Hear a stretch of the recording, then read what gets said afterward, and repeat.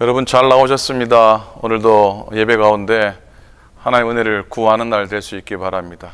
축복의 날, 말씀의 날, 또 하나님의 인도하심 받는 믿음의 한 날 될 수 있기를 축복하면서 다 같이 기도하시면서 오늘 7월 28일 수요일 예배 또 함께 드리시겠습니다. 기도하겠습니다. 하나님의 은혜를 감사합니다. 복되고 복된 한 날을 우리에게 주신 줄로 믿습니다. 세상이 때로는 험악하고 또 무너져 내리는 것 같아도 하나님의 은혜 안에 우리의 믿음의 중심을 견고히 지키며 오늘도 담대히 살아가는 한 날 되도록 축복하여 주시옵소서. 예배의 자리에 나온 주의 종들을 하나님께서 위로하여 주시고 오늘도 말씀 듣고 하루를 시작하고 예배하고 하루를 채워나가는 축복의 한 날 되도록 하나님이여 인도하여 주시옵소서. 부족한 종이 예배하는 이곳이나 살아난 성도들이 영상으로 예배하는 가정이나 어느 곳에서든지 주의 권능의 역사가 나타나도록 하나님이여 축복하시고 인도하여 주시옵소서.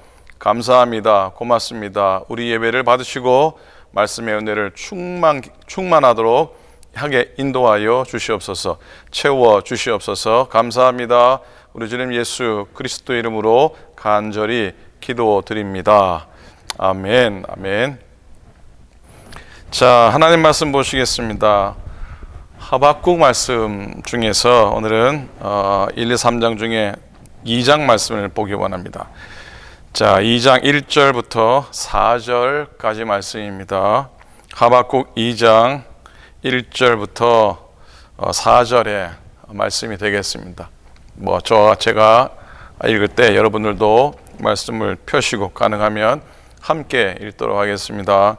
하박국 2장 1, 2, 3, 4절입니다. 같이 읽겠습니다. 시작. 내가 내 파수 오는 곳에 서며 성루에 서리라. 그가 내게 무엇이라 말씀하실런지 기다리고 바라보며 나의 질문에 대하여 어떻게 대답하실는지 보리라 하였더니 여호와께서 내게 대답하이르시되 너는 이 묵시를 기록하여 판에 명백히 새기되 달려가면서도 읽을 수 있게 하라. 이 묵시는 정한 때가 있나니 그 종말이 속히 이르겠고 결코 거짓되지 아니하리라. 비록 더딜지라도 기다리라. 지체되지 않고 반드시 응하리라. 보라, 그의 마음은 교만하며 그 속에서 정직하지 못하나 의인은 그의 믿음으로 말미암아 살리라. 아멘. 아멘. 여러분, 선녀와 나무꾼 이야기를 아십니까? 선녀와 나무꾼 이야기. 제가 예전에 한번 말씀을 드린 것 같은데 기억이 나실는지 모르겠습니다. 이 동서고금을 막론하고 공통된 게 하나 있다면 그건 바로 하늘과 땅의 만남, 하늘의 사람과 땅의 사람의 만남에 관한 이야기입니다. 그런 얘기는 동화에도 많고 소설에도 많고 역사에 또 한켠에 있죠. 아마도 이건 모든 인간에게 갈증이고 희망인 모양입니다. 자, 어릴 적 들었던 선녀와 나무꾼 이야기 시작합니다. 이 얘기는 서양에도 있고 동양에도 있고 우리 한국에도 있습니다. 그런데 이 이야기에 대한 해석이 조금씩 다르고 그 해석에 따라서 각기 다른 이야기들이 첨가되어 있는 것을 보게 됩니다. 내용은 이렇죠. 하늘의 선녀가 땅에 내려와서 연못에서 목욕을 합니다. 근데 이걸 몰래 훔쳐보던 나무꾼이 너무 아름다워서 선녀가 벗어놓은 옷을 감추게 되죠. 옷이 없는 선녀는 하늘로 올라갈 수가 없어서 결국 나무꾼과 가정을 이루어 행복하게 살았다는 이야기, 이게 주요 내용입니다. 근데 서양에서는 이 이야기가 이렇게 이어집니다. 선녀와 나무꾼이 아이를 낳고 오손도손 한참을 살았는데 어느 날 선녀가 나무꾼에게 그러죠. 사정을 합니다. 이 정도 살았으니 옷을 넘겨줘도 되지 않겠냐고. 그래서 나무꾼이 어떡합니까? 옷을 넘겨주었더니 그만 선녀가 그 옷을 입고 하늘나라로 날아가 버렸습니다. 여기서 나온 말이 있는데 뭔지 아십니까? 그건 바로 옷이 날개다. 옷이 날개다라는 말이 거기서 나왔답니다. 하늘에서 왔던 사람은 다시 하늘로 가고 맙니다. 자, 동양이 오면 여기에 한 가지 더 붙습니다. 선녀가 하늘로 날아가긴 하는데 자기가 낳은 자식이 너무 사랑스럽고 애처로워서 양쪽 팔로 두 아이들을 안고 함께 날아갑니다. 이게 동양적인 해석이죠. 우리나라로 오면 거기 하나 더 붙습니다. 선녀가 하늘에서 애들을 데리고 살다 보니 남편이 그립고 불쌍해졌습니다. 그래서 남편에게 두레박 하나를 쭉 내려주죠. 남편이 나무꾼이 두레박을 타고 하늘로 올라가서 아내와 아이들을 만납니다. 이산가족 상봉입니다. 자, 하늘에 가서 선녀와 자식과 함께 살게 된 이 나무꾼이 얼마 지나지 않아 땅에 남겨두고 온 나이 드신 어머니가 너무 애처롭고 보고 싶었습니다. 그래서 선녀에게 사정을 해서 소원을 이루게 되죠. 이 나무꾼은 용을 타고 하늘을 땅에서 땅으로 내려가서 어머니를 잠깐 뵙고 오게 되었습니다. 오랜만에 하늘에서 온 아들이 너무 반갑고 기특해서 어머니가 팥죽을 끓여주는데 용 위에서 어머니가 끓여준 팥죽을 먹다가 그냥 뜨거운 팥죽이 용의 등에 떨어지는 바람에 용이 놀라서 하늘로 올라가 버립니다. 결국 이 나무꾼은 하늘로 올라갈 수 없게 되었고 다시 하늘로 못 가게 된 나무꾼은 그 자리에서 닭이 되어서 아침마다 하늘을 향해 울부짖었다고 하는 그런 이야기입니다. 끝입니다. 자, 오늘 설교의 주제가 선녀와 나무꾼의 이야기는 아닌데 어쨌든 분명한 것은 옛날부터 누구나 하늘과 땅의 만남을 그리워했다는 겁니다. 하늘과 땅의 해후, 만남, 이 하나됨은 모든 사람의 희망사항이기도 했습니다. 그 하늘과 땅의 만남을 주선한 성경의 인물들이 있었는데 바로 선지자들이었습니다. 하나님의 말씀을 맡아 땅의 백성들에게 전한 사람들입니다. 오늘 하박국 선지자도 마찬가지입니다. 여러분, 하박국이라고 하는 히브리 말은 하바크라고 하는데 이 말의 의미는 껴안다, 껴안는다라는 말의 의미입니다. 그래서 왠지 포옹하다는 말이구나 이해할 듯한데요. 연인들이 그렇게 포옹하는, 껴안는 그런 포옹이 아니라 씨름할 때 그 씨름 선수들이 요즘 올림픽 하는데 뭐예요? 씨름은 없지만 뭡니까? 레슬링 선수나 이런 선수들이 서로 맞잡고 몸부림치는 모습을 생각할 수 있습니다. 그래서 하박국 선지자는 자신의 이름처럼 그 시대의 아픔과 문제를 끌어안고 씨름하며 살았습니다. 그런데 이 하박국에게는 참으로 정말 하나님께서 하시는 일을 이해할 수가 없는 것이 있었습니다. 당시 이스라엘은 온통 우상을 섬기고 하나님을 떠나 살았죠. 하박국 1장 3절에 보면은 어찌하여 내게 죄악을 보게 하시며 패역을 눈으로 보게 하시나이까 겁탈과 강포가 내 앞에 있고 변론과 분쟁이 일어났나이다. 그러니까 그 당시 상황이 얼마나 죄악 가운데 있었는지 상상이 됩니다. 그런데 그런 죄악 속에 있는 이스라엘을 왜 그냥 놔두시냐고 하박국은 항변합니다. 1장 6절에서 하나님께서 이스라엘을 심판하시기 위해 갈대아인을 이용하실 거라고 그렇게 말씀하시는데, 자, 갈대아인 복습합니다. 여러분, 갈대아인은 바벨론 사람을 의미하죠. 갈대아 그러면 여러분 바벨론을 떠올리셔야 됩니다. 근데 갈대아 그러면 왠지 거기에는 갈대나무가 많아서 갈대아인가 그런 생각을 하기 쉬운데, 이 원래 갈대아의 원래 명칭은 칼데아라고 하고요. 이 말은 칼두라고 하는 나라, 유프라데스 강과 티그리스 강 중간에 위치한 이 나라 칼두에서 기원을 합니다. 이 칼데아 제국이 나중에 바벨론의 영역, 메소포타미아, 옛 바벨론 땅 덩어리를 지배했기 때문에 성경에서는 바벨론으로 나오고 세계사에서는 신바벨로니아 왕국으로 불리워집니다. 자, 이 바벨론이 이스라엘의 심판의 도구로 사용될 것이라 그렇게 하나님 말씀하는데 하박국은 또 거기서 기가 차합니다. 13절에 보면은 이스라엘을 심판하시는데 왜 더 악한 갈대아인을 사용하십니까? 따지듯 소리칩니다.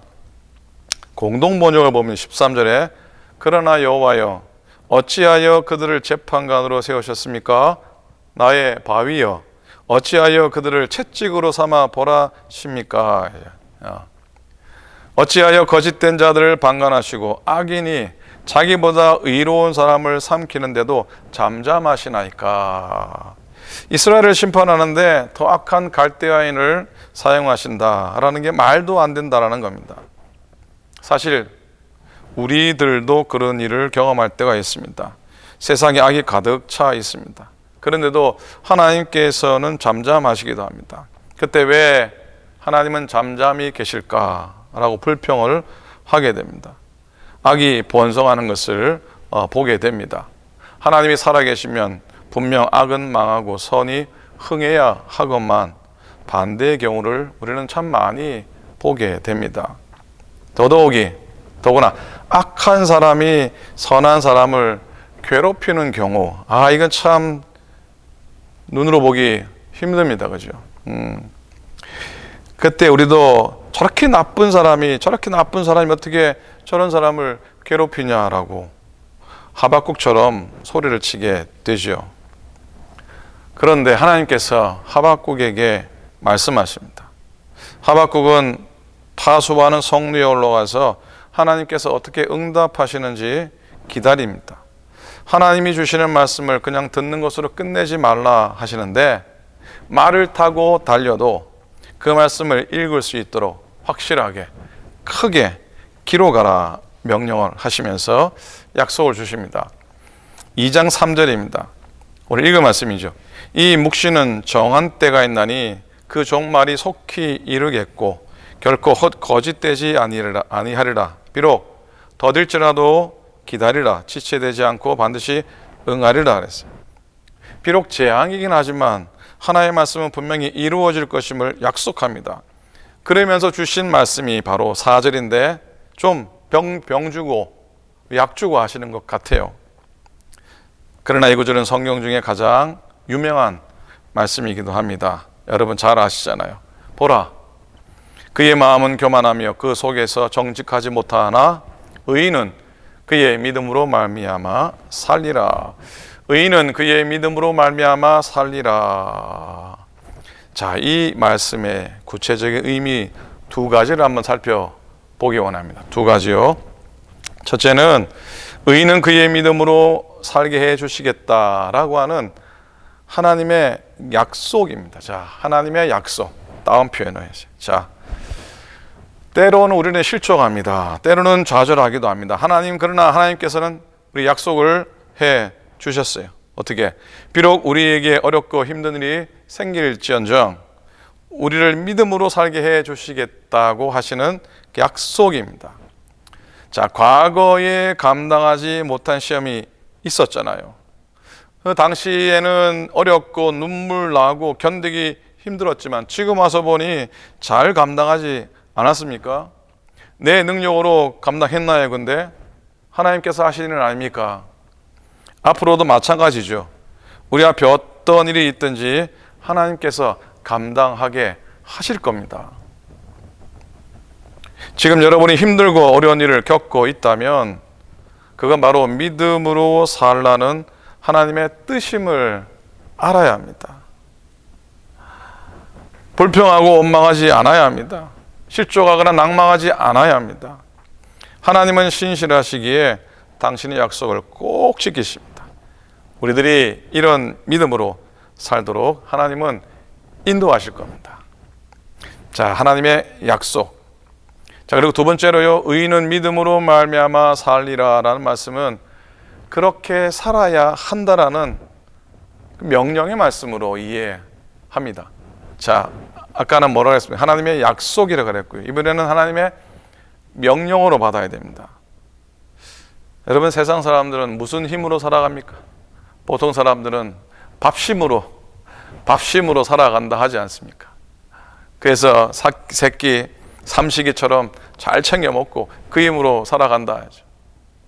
그 어떤 분들은 죄송한 말씀이지만 약의 힘으로, 약심으로 또 살아가지 않습니까? 아침에 약 먹고 점심에 약 먹고 저녁에 약 먹고 바리바리 그 약의 힘으로 살기도 합니다. 어떤 사람은 돈의 힘, 권력의 힘으로 살아갑니다. 그러나 우리는 믿음으로 말미암아 믿음의 힘으로, 하나님 주시는 힘으로 살아가야 합니다. 은혜로 사는 겁니다. 아멘입니까? 하박국은 하나님의 뜻을 도저히 이해할 수 없었습니다. 그러나 의인은 믿음으로 말미암아 살리라, 이 말씀의 뜻을 깨닫게 되었고, 그 사실을 깨달은 하박국이 마지막으로 고백한 고백이 뭡니까? 지난 주일 설교에도 나누었지만 바로 하박국 3장 17절 이후에 감사의 고백이죠. 비록 무화과 나무가 무성하지 못하며 포도나무에 열매가 없으며 감람나무에 소출이 없으며 밭에 먹을 것이 없으며 우리의 양이 없으며 외양간에 소가 없을지라도 나는 여호와로 말미암아 즐거워하며 나의 구원의 하나님으로 말미암아 기뻐하리로다. 주 여호와는 나의 힘이시라. 나의 발을 사슴과 같게 하사 나를 나의 높은 곳으로 다니게 하시리로다. 아멘. 하박국같이 어떤 형편에서도 믿음으로 살겠다라는 결단이 우리 가운데 있기를 간절히 소원합니다. 찬송이죠. 믿음이 이기네, 믿음이 이기네, 주 예수를 믿음이 온 세상 이기네. 한 번 더 할까요? 믿음이 이기네, 믿음이 이기네, 주 예수를 믿음이 온 세상 이기네.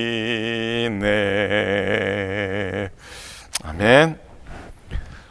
서두에 말씀드린 선녀와 나무꾼 이야기, 즉 하늘과 땅이 만나는 것, 그건 믿음을 통해서만 가능합니다.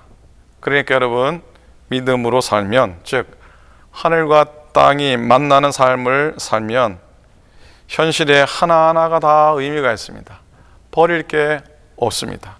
버려지는 사건이 없습니다. 시골에 가면 할머니들께서 여름에 그 담장에 피어있는 호박꽃을 막대기로 자꾸 때리는 것을 볼 수가 있습니다.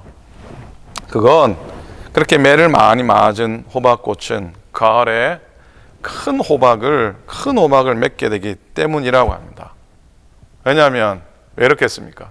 왜냐하면 막대기로 호박꽃을 칠 때마다 호박꽃의 꽃가루가 많이 날아가서 더 실한 호박이 되기 때문이라고 합니다.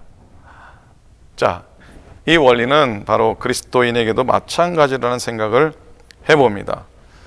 바람을 많이 받지 않았던 나무는 한 번의 태풍에 쓰러지고 맙니다.